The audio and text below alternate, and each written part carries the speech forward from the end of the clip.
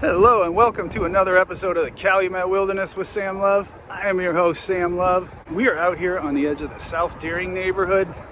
It's not a part of the city that is open to the public ever. And I've been told we're not really going to get a great river view, but there is this enormous barge coming through and it's really amazing to see.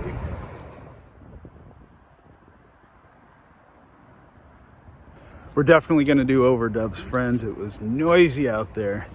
As you get a sight of the Federal Churchill freighter going down the Calumet River there. Oftentimes around here when we talk about the Calumet River, we refer both to a single entity, but also an entire system of connected rivers. Well, today, this is the original. This is the Calumet River.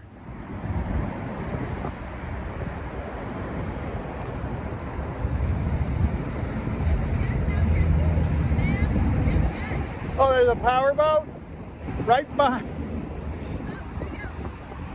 Jeez. This thing's like a 6 or 7 story building. The scale of this is amazing.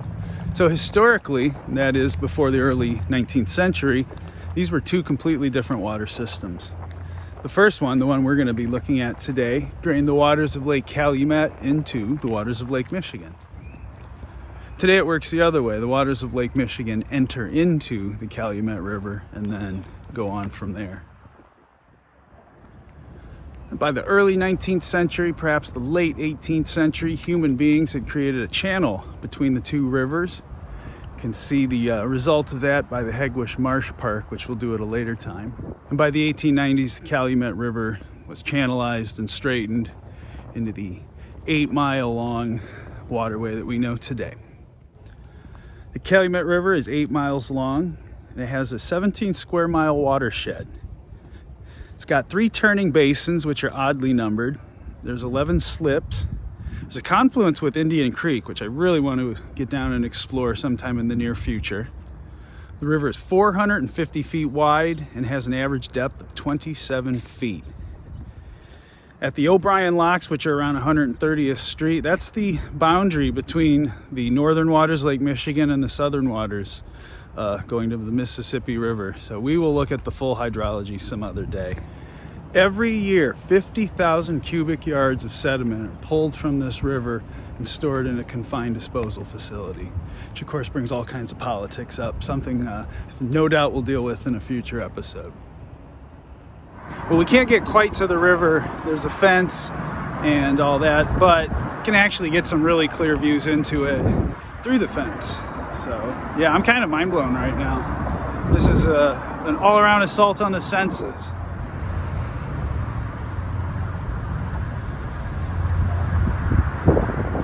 There's a few spots where you can access the Calumet River to fish, but, really, almost the entire 8-mile or so length of it is cut off from the public and is reserved for industry. So it's really spectacular to be out here today seeing this. Wind be damned. God, the shape of that highway. Whew.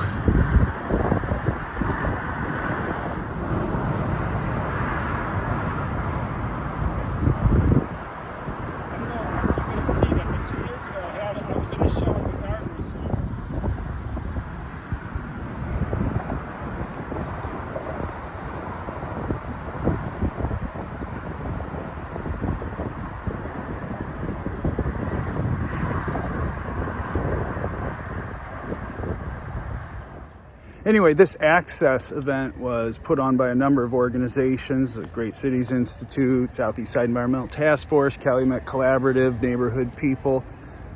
This came out of a 2016 planning process that recognized that there's just not a lot of green space in these neighborhoods that is accessible to the people in these neighborhoods, even though there is a lot of open space in this community area. This project is very much in the beginning stage. And this area is only accessible on these special events with the permission and help of the power companies that have some of their infrastructures down here. In fact, on the ground, you can really tell there'd be some logistical issues moving people safely and securely through here, as well as giving access to the river, whether it's just a good view or whether it would enable people to actually get down to the water.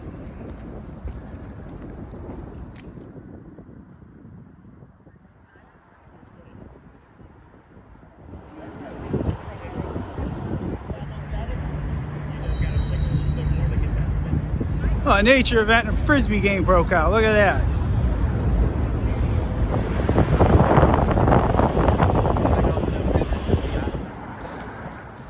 Yeah, that was truly an adventure in the Calumet wilderness.